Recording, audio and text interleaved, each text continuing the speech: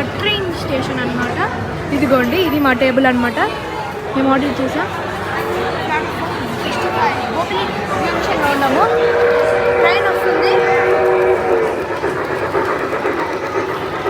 ఇదిగోండి, ఇక్కడ చాలా ట్రైన్లు ఉన్నాయి. 4 ట్రైన్స్ ఉన్నాయి. ఈ ట్రైన్ మనకు వస్తుంది అనమాట. ఇక్కడ నుంచి ఇలా వస్తుంది. ఇక్కడ వస్తుంది.